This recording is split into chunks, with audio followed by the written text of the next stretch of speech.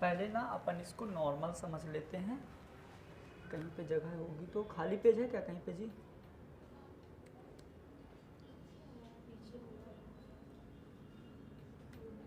चलो कोई नहीं। देखो यहाँ से सबसे ज़्यादा कंफ्यूजन पैदा होता है और सबसे ज़्यादा इम्पोर्टेंट भी है। तो हम अपन ना आज लेक्चर नंबर 4 में क्या बात करेंगे, थर्मोडायनेमिक्स। मतलब समझ में आता है क्या होता है थर्मोडायनेमिक? मतलब क्या होता है थर्मोडायनेमिक? मतलब जहाँ हीट ट्रांसफर हो या हीट का मूवमेंट्स हो तो वो होगा थर्मोडायनेमिक। अब प्रोसेस मतलब क्या कि प्रोसेस के लिए आपको याद रखो कि यहाँ पे ना 3-4 कंडीशंस आएंगी। कभी आप प्रेशर कांस्टेंट कर दोगे, कभी आप वॉल्यूम कांस्टेंट कर दोगे, कभी आप टेम्परेचर कांस्टेंट कर दोगे, कभी आप हीट कांस्टेंट कर दोगे। तो ना आपने प्रेशर कांस्टेंट किया, वॉल्यूम कांस्टेंट किया, हीट कांस्टेंट किया, टेम्परेचर कांस्टेंट किया। तो जब आप किसी बीकर का या कंटेनर का ये 4 चीज अलग अलग तरीके से कांस्टेंट करोगे ना तो आपका सिस्टम अलग अलग तरीके से काम करेगा। जैसे मान लो मैं बताता हूं, 2 एग्जाम्पल लेते हैं अपन। एक लेते हैं प्रेशर कांस्टेंट, एक लेते हैं वॉल्यूम कांस्टेंट। मतलब आप ये समझो कि आप ना चाय बना रहे हो, तो एक बार आप ऊपर से ढक दिए तो उसकी वेपर बाहर नहीं निकल रही, मतलब उसका वॉल्यूम कांस्टेंट है। तो उस टाइम पे वो अलग सिस्टम काम करेगा, अलग तरीके से काम करेगा। फिर आपने उसका ढक्कन निकाल दिया, उतने ही टेम्परेचर दे रहे हो तो वो अलग तरीके से काम करेगा। क्यों? उस टाइम पे प्रेशर कांस्टेंट होगा, क्योंकि जितनी भी वेपर, चाहे इतनी सी वेपर बने चाहे इतना सारा वेपर बने, पूरी की पूरी वेपर कहाँ ऊपर उड़ेगी, तो उस टाइम पे प्रेशर कांस्टेंट हो गया। आपने ओपन कर दिया तो वॉल्यूम कांस्टेंट हो गया, क्योंकि वॉल्यूम फिक्स ही नहीं है, वो जल रहा है, जितना बनेगा उड़ता जाएगा, वॉल्यूम कोई फिक्स नहीं है।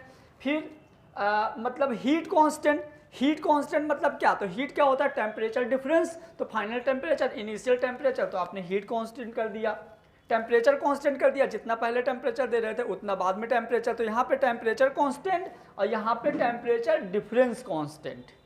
मतलब हीट के लिए आपको डेल्टा टी आएगा। डेल्टा टी क्या होगा? T2 माइनस T1, मतलब टेम्परेचर में चेंज।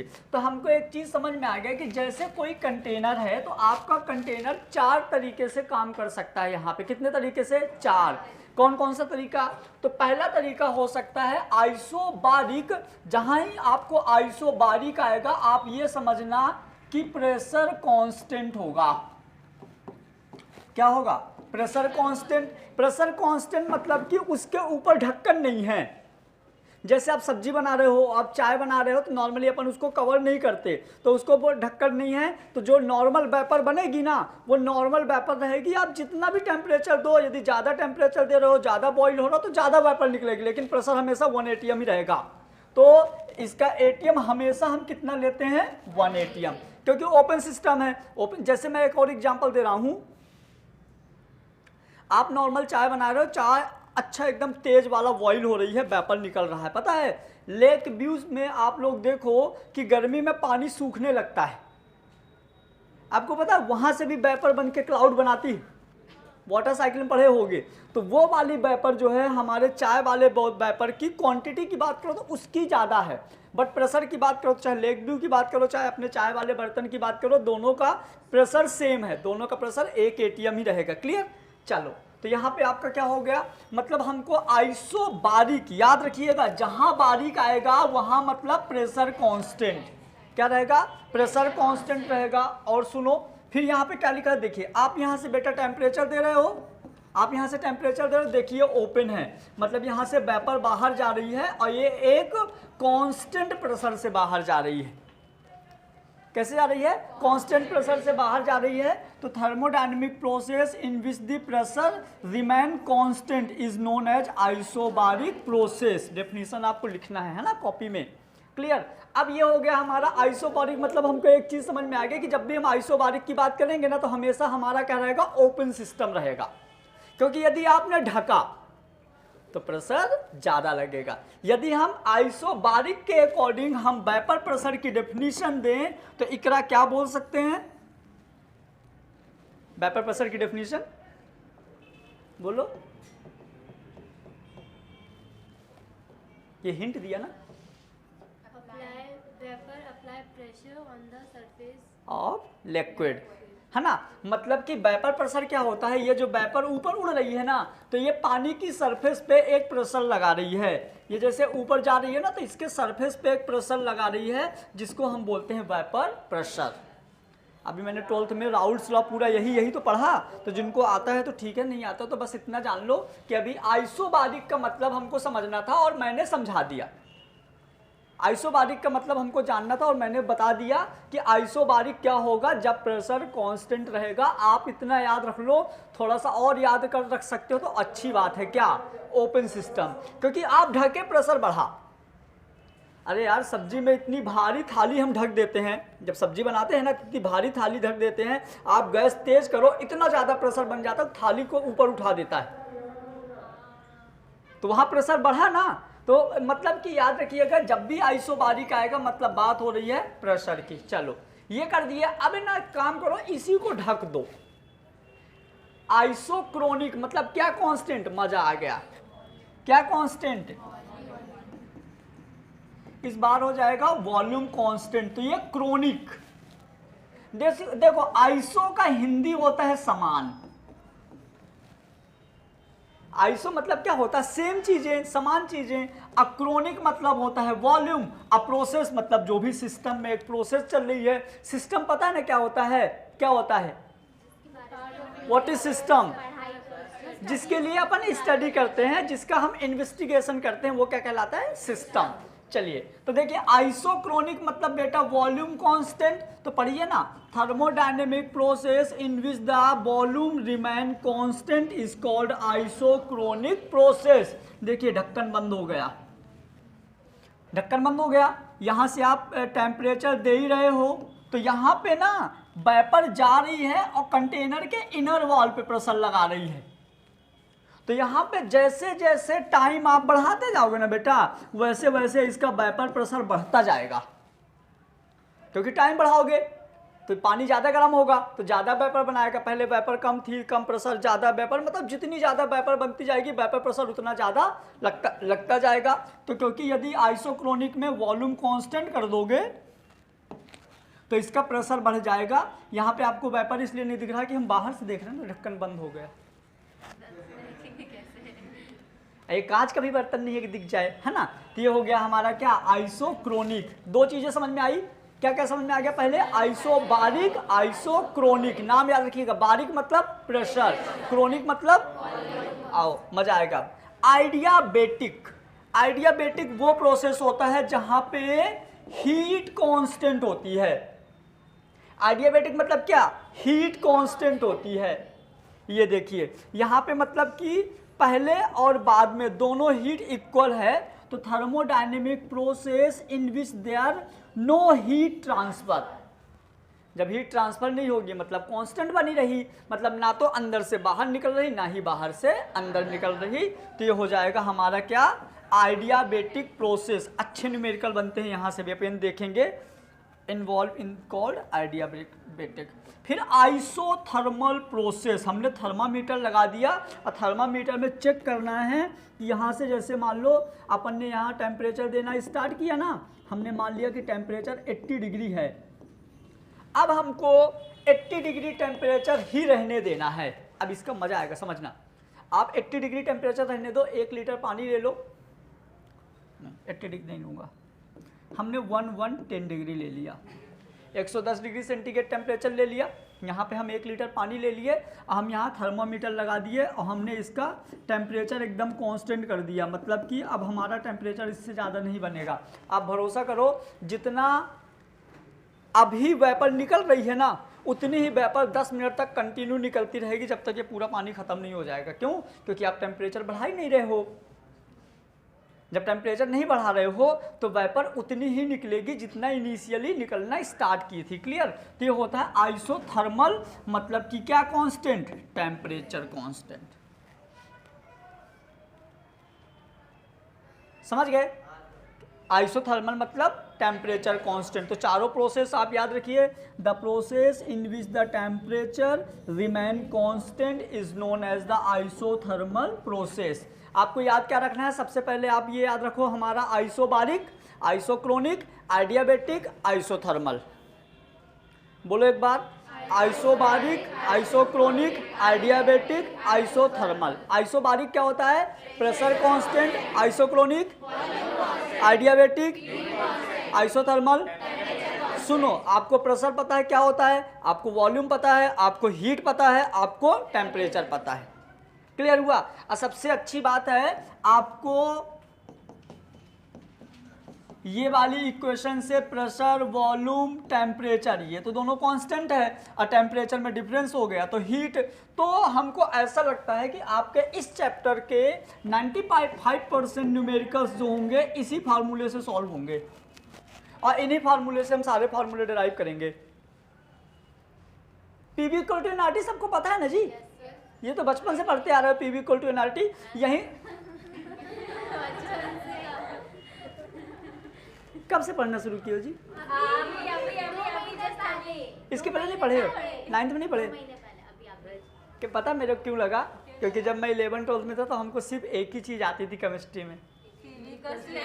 इसके मैं कई बार बता चुका हूँ, इसके अलावा मेरे को कभी कुछ नहीं, मतलब बहुत मुश्किल से मेरे को पीरियोडिक टेबल 6 नंबर तक याद हुई थी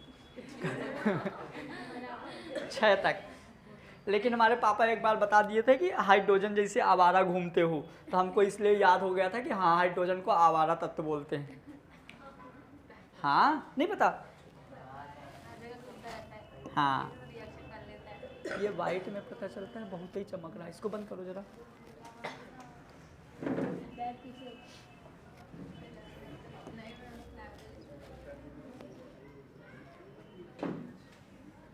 चलो रहने तो थोड़ा और क्या।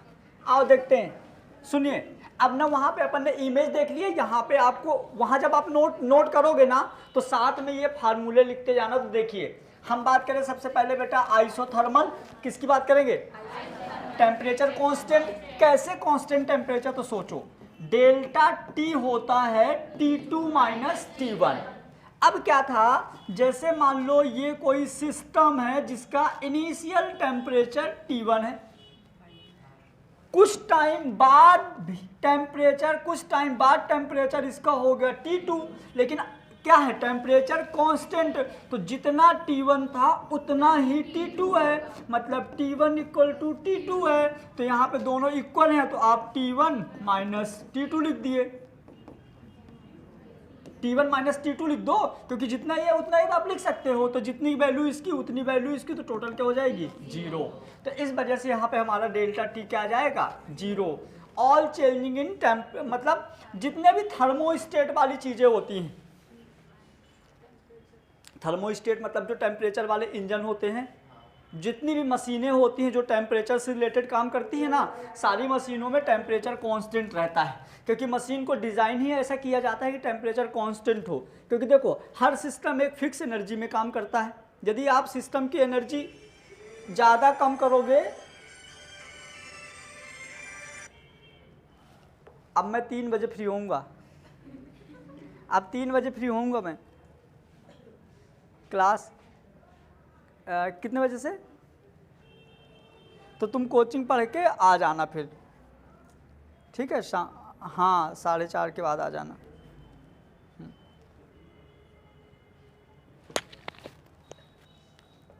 समझ गए ना? तो मतलब ये ऑल चेंज जितने भी थर्मोस्टेट वाले होते हैं सब में हमारा क्या रहता है? टेम्परेचर कांस्टेंट रहता है। फिर हम बात करेंगे क्या? आइसोबारिक। आइसोबारिक मतलब याद आया क्या? मतलब कि P2 ये और ये दोनों इक्वल, तो डेल्टा P क्या हो जाएगा? 0। तो ओपन सिस्टम, मैंने बताया था ना सब में क्या कहाँ चलेगा? ये ओपन सिस्टम में चलेगा। आइसोक्रोनिक जल्दी बोलो।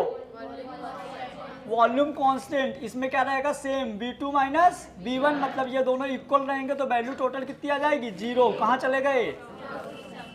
ठीक है, अच्छे से सिखा दिया ये तो। हाँ एक चीज और देखो, ये ना आपके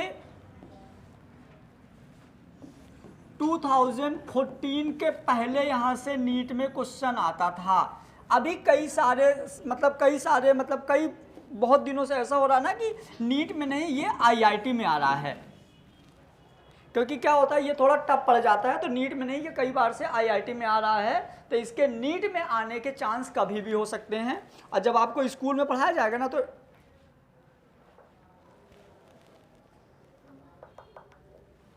जब आपको स्कूल में पढ़ाया जाएगा तो ये पूछा जाता है। यहाँ पे मैं बस एक लाइन बताऊंगा इसमें, मतलब इसमें जो आपके एग्जाम में आएगा कि बॉम्ब कैलोरीमीटर जो होता है ये काम करता है कब,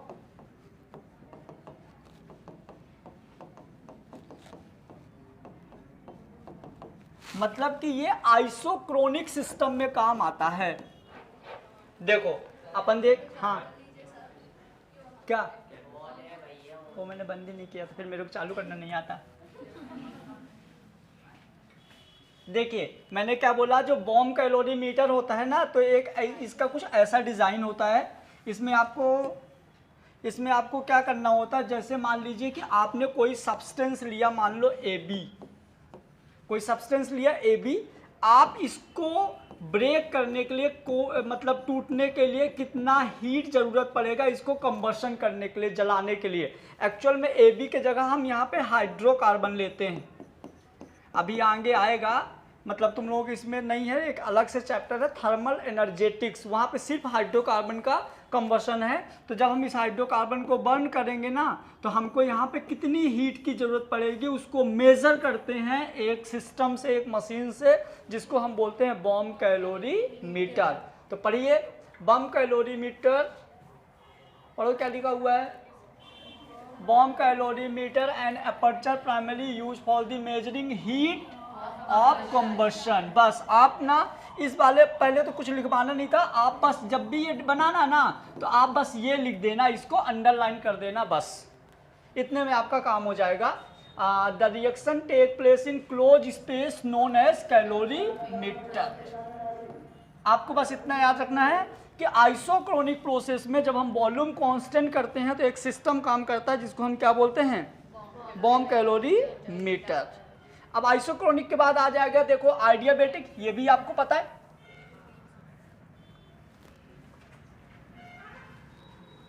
आइडियाबैटिक प्रोसेस क्या होगा बेटा, हीट कांस्टेंट। आइए अब हम बात करेंगे PV इक्वल टू nRT, ये हमारी होती है आइडियल गैस इक्वेशन, ये हमारी आइडियल गैस इक्वेशन होती है, जहां पे P क्या होता है, प्रेशर, V होता है वॉल्यूम, N होता है मोल, R होता है गैस कांस्टेंट।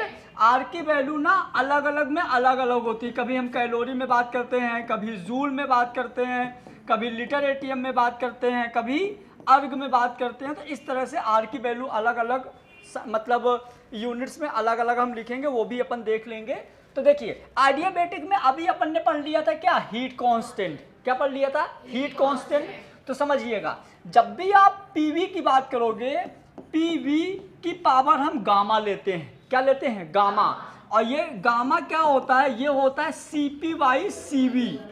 हम इसको फिजिक्स में बहुत डिटेल से पढ़ेंगे, फिजिक्स में हम इसको बहुत डिटेल से पढ़ेंगे, सर पढ़ाएंगे। तो CP और CV क्या होता है, specific heat capacity in constant pressure, specific heat capacity in constant volume. आपको केमिस्ट्री में जितने क्वेश्चन मिलेंगे हर जगह आपको गामा की वैल्यू मिलेगी। एक्चुअल में इसके अकॉर्डिंग 3 टाइप्स के, वो आप फिजिक्स में बहुत डिटेल में पढ़ोगे इस चैप्टर में, क्लियर। चलिए तो हो गया। देखिए जब भी आपको PV मिलेगा ना, तो PV की पावर क्या होगा, गामा। यदि आपको साथ में T और V मिल जाता है तो पावर होगा गामा -1, T एंड P मिल जाता है तो पावर होगा 1 - गामा बाई गामा।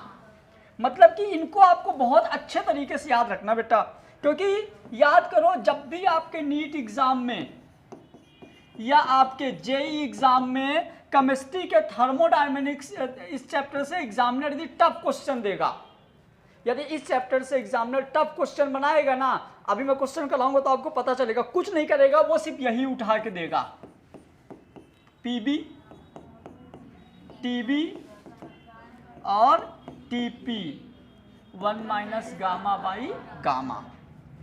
ये फार्मूला बस याद नहीं करना, फार्मूला याद करने के बाद इनको कैसे अप्लाई करना है वो भी अपने को याद रखना है, समझ गए। तो एक बार फिर से याद करो जल्दी, PV की पावर गामा, PV की पावर, TB की पावर, TP की power, 1 minus gamma by gamma. देखो यदि भूलेगा भी ना तो आप लोग इतने सारे क्वेश्चन कर लोगे कि अपने आप ये हो जाएगा, टेंशन नहीं लेना अपने को, है ना। चलो ये हो गया हमारा 4th नंबर आइडियाबेटिक। अब देखेंगे साइक्लिक प्रोसेस। क्या देखेंगे? बहुत आसान है। साइक्लिक प्रोसेस नॉर्मल होता है, आप जहां से चलना स्टार्ट करो, आपने क्या किया, मान लीजिए कि ये हो गया बेटा वॉल्यूम, ये हो गया प्रेशर, आपने ए पॉइंट से चलना स्टार्ट किया, आपने बी पॉइंट पे गए, आप सी पे गए, रिटर्न ए पे आ गए, this is called cyclic process. जहां से आपने चलना स्टार्ट किया रिटर्न आपने वहीं तक आ गए, जहां से आपने चलना स्टार्ट किया रिटर्न, इसका मैं न्यूमेरिकल भी कराऊंगा आगे, यहाँ से यहाँ गए, यहाँ से यहाँ गए, यहाँ से रिटर्न यहाँ आ गए, तो हम इसको क्या बोलेंगे? Cyclic process. It is a process in which the system return to the original system after undergoing the series to change. मतलब जितनी भी चेंजिंग हुई उन सारी चेंजिंग के बाद आप इनिशियल पोजीशन पे आ जाओगे तो उसको अपन क्या बोलेंगे? Cyclic process. हमेशा साइक्लिक प्रोसेस में क्या होगा? मजा आएगा। देखो यहाँ पे हीट क्यू थी, फिर आप यहाँ गए, फिर यहाँ गए, फिर यहीं आ गए, फिर से क्यू हो गई, तो टोटल 0। यहाँ पे एंथैल्पी एच थी, फिर आप यहाँ गए, फिर यहाँ गए, फिर यहाँ गए, तो फिर यहाँ पे एच 0। यहाँ पे गिब्स एनर्जी जी थी, फिर आप यहाँ गए, फिर यहाँ गए, फिर रिटर्न आ गए, तो फिर जी 0। तो जितनी भी चेंजिंग वाली चीजें होंगी ना सब 0 होंगी। क्यों? क्योंकि देखो इस जगह की फिक्स है, यहाँ की फिक्स है, यहाँ की फिक्स है, यहाँ की फिक्स है, आप यहाँ से यहाँ गए, यहाँ से यहाँ आए, यहाँ से यहाँ आए, तो जितनी यहाँ पहले थी उतनी अभी है, तो क्या हो जाएगा? हमेशा 0 याद रह जाएगा। तो delta H 0, delta E 0, delta G 0। मतलब देखो जैसे मान लो आपने यहाँ से चलना स्टार्ट किया, यहाँ गए, यहाँ गए, यहाँ गए, यहाँ गए, तो इस पूरे सिस्टम में आप हमेशा रिपीट करते रहोगे। आप यहाँ से चलना शुरू कर दो, यहाँ भी 0, जो भी आप देखोगे डेल्टा एच डेल्टा जी 0, आप यहाँ से चलना शुरू कर दो, फिर यहीं पे आप रिटर्न आओगे तो यहाँ भी 0। मतलब पूरे सिस्टम में आप जहां से भी चलना स्टार्ट करोगे ना साइक्लिक प्रोसेस में, वहां पे दोबारा से रिटर्न आओगे, और यदि आपने ये कर लिया तो हो गया सब 0। समझ गए? चलो हाँ, यहां पे वर्क 0 नहीं होगा, वर्क होगा। कैसे होगा अभी हम देखेंगे क्वेश्चन में इसको। क्लियर? तो ये हो गया साइक्लिक